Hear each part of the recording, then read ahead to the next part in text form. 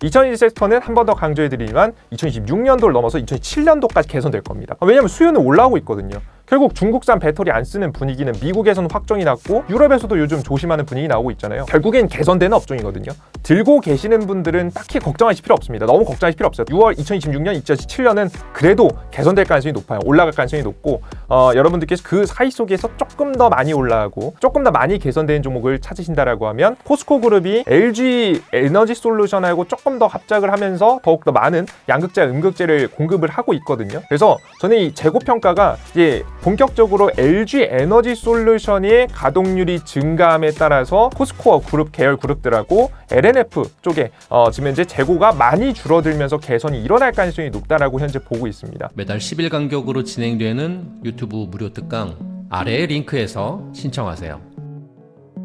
안녕하세요. 반갑습니다. 온더블 투자자문의 이재진 운용력입니다. 우리 시청자 여러분들 다시 뵙게 돼서 너무나도 반갑고요. 우리 시청자 여러분들께 전달해 드릴 수 있는 내용 최대한 많이 준비해 봤으니까요. 끝까지 영상 시청해 주시면 좋을 것 같습니다. 11월 조정장이 끝나고 12월이 되었는데요. 현재 국내 증시 어떻게 보고 계신가요? 일단은 국내 증시만 놓고 보기보다는 글로벌 이제 유동성 시장을 좀 봐야 될 것 같은데요. 12월 10일 정확하게 한국 시간으로 기준으로는 11일 새벽 4시 미국의 FOMC가 발표가 되었습니다. FOMC 결과 결국에는 유동성을 급격하게 풀어주진 않아도 풀어줄 가능성이 높다라는 분위기를 형성했는데요. 기존엔 좀 매파적인 금리 인하가 진행되지 않을까라는 생각을 했는데, 그러니까 즉 12월에는 금리 인하를 하더라도 그 2026년에 대한 인하는 좀 보수적이지 않을까 이런 이야기가 많이 나왔는데 생각보다는 긍정적인 이야기가 나왔습니다. 몇 가지 주요 내용이 있었는데요. 일단 가장 중요한 내용 중에 하나는 물가 상승이 2026년도 1분기 고점을 찍고 안정될 가능성이 높다라는 이야기를 했고요. 추가적인 코멘트로 만약에 관세가 아니었다면 이미 현재 물가는 2% 초반대에 머무를 가능성이 높았다라는 이야기를 파월 의장이 직접 이야기를 했습니다. 즉 지금 금리 인하의 가장 큰 걸림돌이라고 할 수 있는 물가가 아직 큰 문제가 아니라는 이야기를 연방준비위원회에서 공식적으로 밝힌 거죠. 그러면 자연스럽게 금리 인하에 대한 기대감이 좀 더 커질 수 있을 만한 상황이 만들어졌습니다. 그리고 추가적으로 현재 고용 데이터에 대해서 물론 12월 16일 날짜로 나오는 고용 데이터를 확인해 봐야겠지만 지금까지는 소폭 안 좋아질 가능성 조금 더 보수적으로 보고 있다는 이야기를 하면서 고용 시장이 안 좋아지면 고용 시장이 안 좋아지는 걸 막기 위해서 금리 인하를 해야 되거든요. 전체적으로 분위기 자체는 금리 인하의 가능성을 열어둔 FOMC 결과였다라고 보시면 될 것 같습니다. 그리고 추가적으로 미국 연방준비위원회에서 최근 들어서 미국 은행에서 유동성이 부족하다는 신호가 계속 나왔거든요. 정확하게 표현하면 레포 사용량이라고 해서 미국 중앙은행한테 미국 은행들이 돈이 급할 때마다 단기적으로 돈을 대출하는 겁니다. 이게 사실상 이런 현상들이 많이 발생하면 발생할수록 자연스럽게 미국에서 유동성이 부족한가?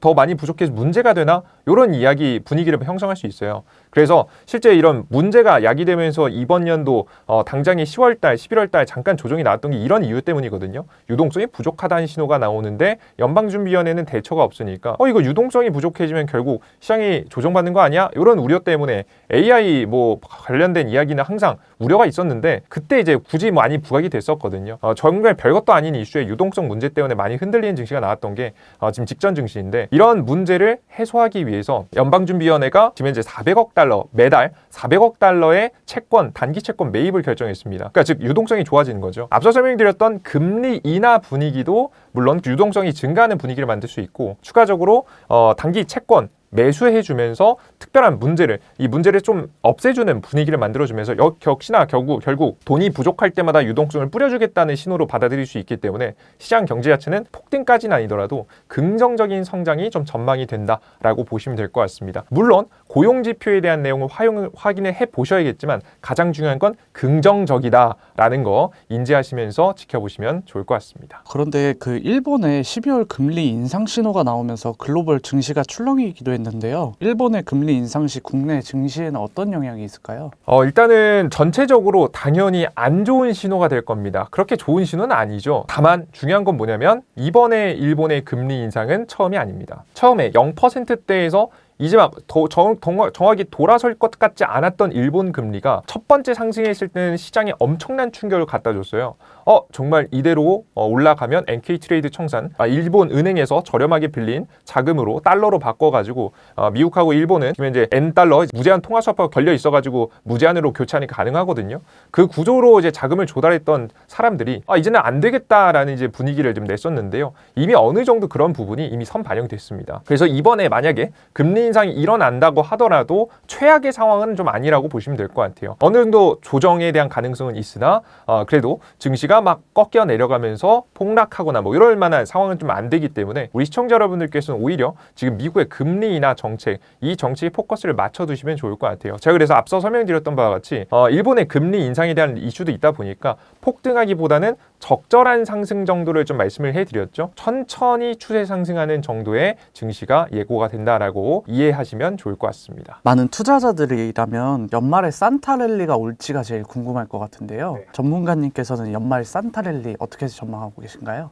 우선 산타랠리에 대한 가능성이 올라가기 위해서는 고용지표 그리고 물가지표가 명확하게 안정이 되어야 된다고 보고 있습니다. 근데 앞서 설명해 드렸던 바와 같이 물가지표는 안정됐다고 연방준비위원회에서 데이터로 이야기를 했고요. 뭐 그보다 더 잘하는 사람이 없지 않겠습니까? 그리고 추가적으로 우리가 금리 인하에 대한 가능성은 현재 나쁘지 않은 상황입니다. 여기다가 새로운 연방준비은행 총재에 대한 임명에 대한 기대감이 지금 내년 초에 딱 있거든요. 뭐 처음에는 뭐 크리스마스 전에 공개한다라고 이야기했다가 좀 말을 바꿔서 내년 연초로 좀 바꾸긴 했는데 공개가 되면 추가적인 금리 인하 기대감이 좀 더 커질 가능성이 높습니다. 그래서 우리 투자자 여러분들은 연말까지는 좀 무난한 증시가 만들어질 가능성이 높아요. 자, 근데 여기서 중요한 점은 뭐냐면 산타랠리가 만약에 오면서 증시가 상승을 해도 우리가 지켜봐야 되는 지표가 하나 있긴 합니다. 바로 뭐냐면 미국의 전기세 인상이에요.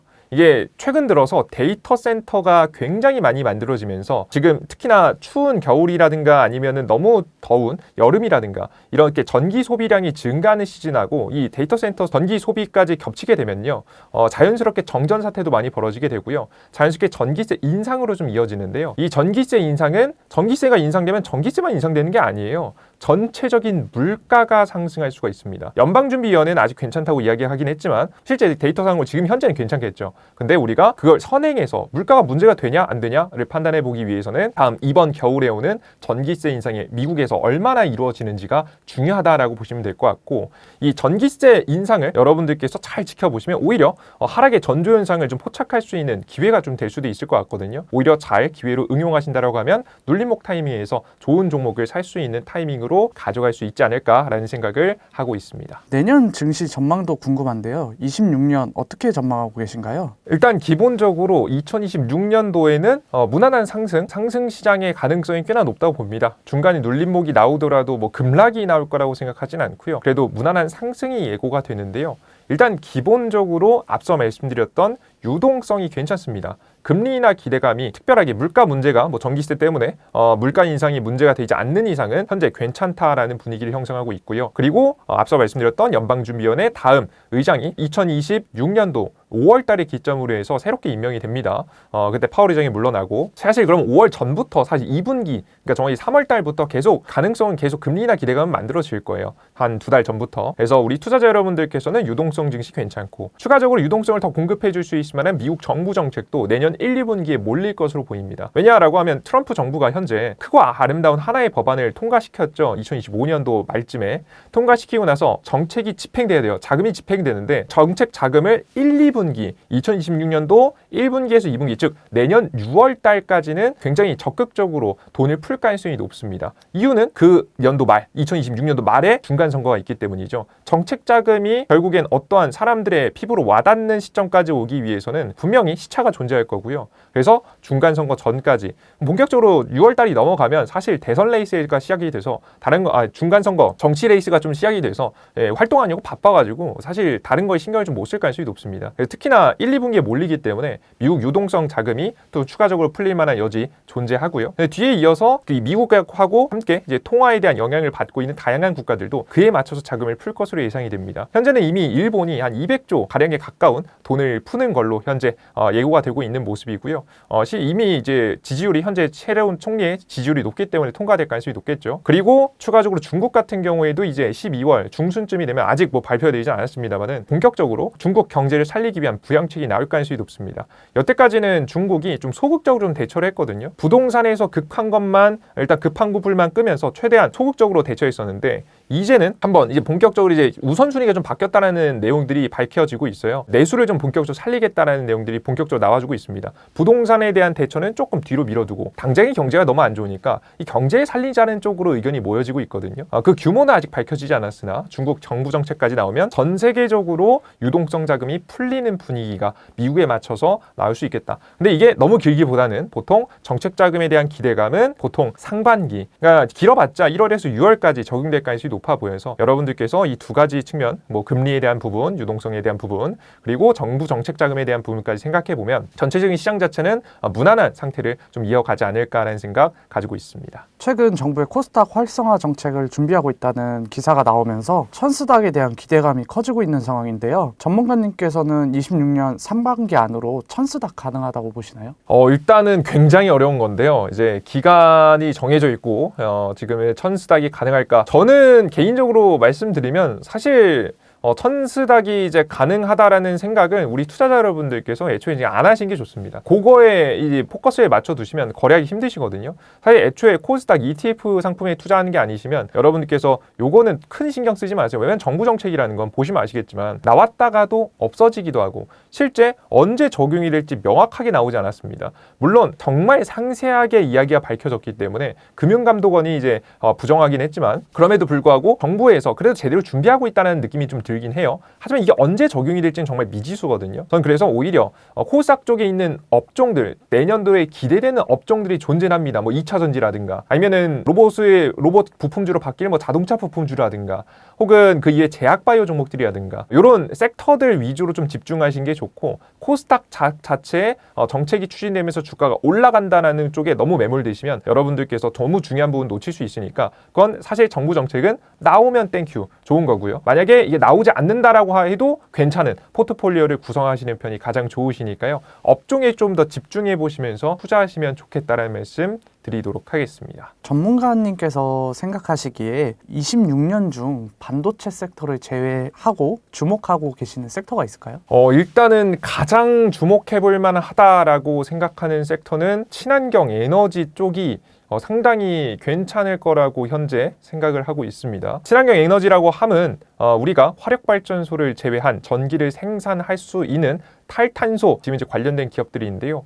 기본적으로는 원자력 발전소 관련된 기업들 그리고 풍력 관련된 기업들 태양광 관련된 기업들이 저는 굉장히 괜찮을 가능성이 높다라고 좀 보고 있습니다. 여러 가지 이유가 있을 것 같은데요. 일단 가장 첫 번째 현재 상황에서 전기 사용량이 턱없이 부족합니다. 너무나도 부족해요. 데이터 센터를 짓는 숫자에 비해서 전기 사용량이 극적으로 많이 부족하기 때문에 어떻게든 전기를 다시 한번 더 생산할 수 있을 만한 방향성을 찾아야 될 것 같은데요. 지금 여태까지는 가장 우선시에서 올라갔던 섹터가 바로 원전 관련된 종목들이죠. 당연히 미국에서도 한국에서도 그리고 전 세계에서도 원자력 발전소는 많이 주목받으면서 꽤나 주가가 뭐 낮은 편은 아닙니다.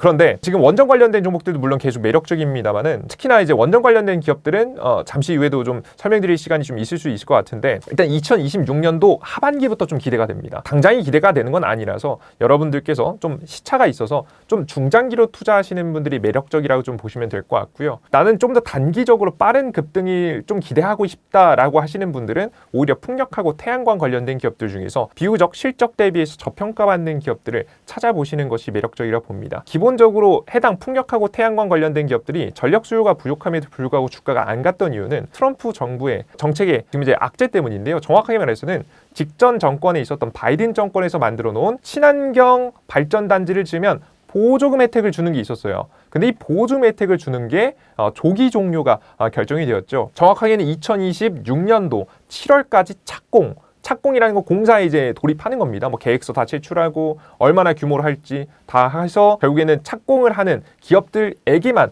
지금 이제 보조금을 주는 걸로 결정이 됐습니다. 그러다 보니까 보조금이 이어지지 않으니까 이거 더 많이 주가가 올라갈 리가 있겠느냐라는 이제 의문 때문에 지금 관련된 기업들이 굉장히 저평가받고 있는데요. 기본적으로 생각의 전환을 좀 하셔야 되는 게 2026년도 7월 달까지 착공하는 것만 보조금을 주면 기업들이 다 지금 전력이 부족하잖아요. 어떻게든 더 만들면 돈을 벌 수 있단 말이에요.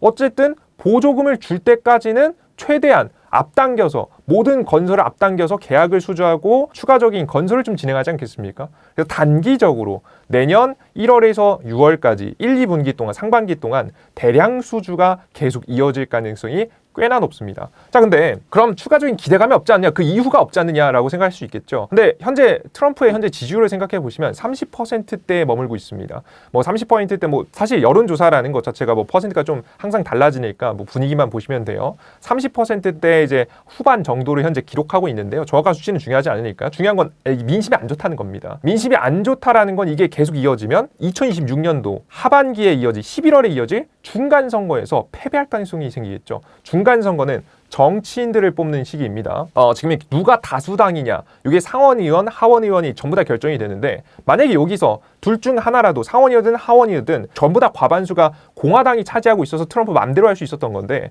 이 자리 중 뭐라도 하나가 뺏기기 시작하면 다시 한번 민주당이 과거에 잃었던 친환경 에너지에 대한 명분을 가지고 안 그래도 전력수요 부족하니까 보조금 살리자라는 이야기가 나올 수 있겠죠. 그러니까 중간 선거를 중심으로 해서 기대감이 하나 있다라는 거예요. 그래서 정책 부활에 대한 기대감이 존재하기 때문에 이 두 가지 케이스가 만족이 됐다 봅니다. 첫 번째는 실적이 개선이 명확하게 이루어질 가능성이 꽤나 높다. 수주 잔고 늘어나고 매출 영업이 증가할 만한 가능성이 나오고 있는 상황이고요. 앞서 설명드렸던 바와 같이 보조금 끊기 전에 해야 되니까. 그리고 두 번째는 그 다음 넥스트 기대감이 생겼다. 정책의 부활에 대한 기대감이 연말로 가면 갈수록 생길 가능성이 높기 때문에 우리 시청자 여러분들께서는 이런 상황에서는 내년 상반기에 변화가 좀 있을 수 있다고 봐요. 하반기까지 이어지기보다는 상반기에 주가에 대한 파동이 풍력하고 태양광에서 나올 수 있다라고 생각이 되니까 지금까지 관심을 좀 끊어두셨던 분들이 있다라고 한다면 원점도 좋습니다만은 태양광 풍력이 괜찮다라는 생각하시면서 관심을 가져보시면 훌륭한 선택이 될 수 있을 거라 말씀 드리도록 하겠습니다. 그렇다면 최근 2차 전지 섹터의 움직임은 어떻게 보고 계신가요? 2차 전지 관련된 섹터도 굉장히 긍정적입니다. 상당히 매력적인 상황이다라고 좀 생각이 되는데요. 보셔야 될 것이 몇 가지 있습니다. 일단 기본적으로 2차 전지 관련된 섹터가 작년에 그리고 이번 연도까지 힘들었던 이유가 있겠죠. 이 이유가 정확히 뭔지 알아야 파악하고 대응할 수 있습니다. 첫 번째는 제가 매번 말씀드렸던 재고평가 손실. 10개 팔릴 거라고 생각해서 10개 만들었는데 5개밖에 안 팔리니까 5개의 재고로 남는 거예요. 근데 재고가 1년 다음 회계연도가 되면 이걸 그냥 그대로 가져갈 수가 없습니다. 이걸 손실로 평가해야 돼요. 그래서 영업이익이 떨어질 수 있는 굉장히 치명적인 요인이거든요. 물론 뭐 나중에 이 제품이 다시 팔리게 되면 다시 이제 회복을 시켜주면서 영업이익에 반영을 해줍니다만은 일단 재고 평가 손실 자체가 가장 치명적인 문제였다라고 보시면 될 것 같고요. 두 번째는 현재 원재재 가격이 너무 낮다는 겁니다. 너무 낮은 상태에서 계속 유지되고 있다 보니까 원래 이제 소재라든가 2000 소재나 아니면 배터리 가격 같은 것들이 원자재 가격 연동제로 제품이 판매가 된다는 이야기 여러분 뭐 다들 들어보셨죠? 당연히 원자재 가격이 올라가야 더 비싸게 판매할 수 있는 겁니다. 근데 중요한 건 현재 뭐냐면 원자재 가격은 움직이지 않아요. 그럼 우리의 변수가 뭐냐라고 했을 때 재고 평가 손실. 이 재고가 얼마나 남느냐가 2차전지 관련된 기업들한테 너무나도 중요한 거예요. 최근에 에코프로가 급등을 하지 않았습니까? 에코프로가 급등을 했고 지금 현재 LNF는 급등을 안 했습니다. 왜 에코프로가 급등을 하고 있는 가운데 LNF는 안 갔을까? 뭐 차이점이 무엇일까? 여러 가지 살펴보면 물론 에코프로가 추가적인 공장을 만든다라는 기대감도 있겠지만 그 기저에는 재고가 확실히 줄어드는 모습을 이번 3분기 11월 달에 발표됐던 실적 발표에서 명확하게 나와줬습니다. LNF는 줄어들지 않았어요. 재고가 줄어들지 않았습니다. 그래서 재고가 많이 줄어드는 모습이 있다라는 소식은 분명히 기업 제품이 잘 팔린다는 얘기고요. 속도 조절에 성공했다는 얘기겠죠. 그래서 이 재고 평가가 어떻게 지어지냐 이게 굉장히 중요한 이슈이기 때문에 여러분들께서 다음 실적이 결국에는 중순에서 2월 중순에 또 4분기 실적 발표가 나오잖아요. 이때 중요하게 보실 점은 또 재고가 누가 더 많이 소진했느냐, 재고 평가 손실 없이 누가 이어가고 있는지가 굉장히 중요하다 보시면 될 것 같고, 그 뒤에 이어서 봐야 될 건 뭐냐면 가동률입니다. 가동률. 공장 가동률이거든요. 결국엔 재고 평가 손실을 줄이기 위해서 생산량 자체를 줄였어요. 난 100개를 만들 수 있는데 50개밖에 안 만든 거예요. 왜? 안 팔리니까. 그거 만들어봤자 손실이 되니까 안 만들었던 겁니다. 근데 이 줄여놨던 이 재고가 서서히 소진되고 충분히 다 개선이 됐으면 그 다음 단계는 뭐냐면 서서히 늘어나는 수요에 맞춰서 다시 가동률을 올려야겠죠. 이걸 가장 빨리 할 수 있는 기업이 결국에는 선택을 받을 가능성이 매우 높습니다.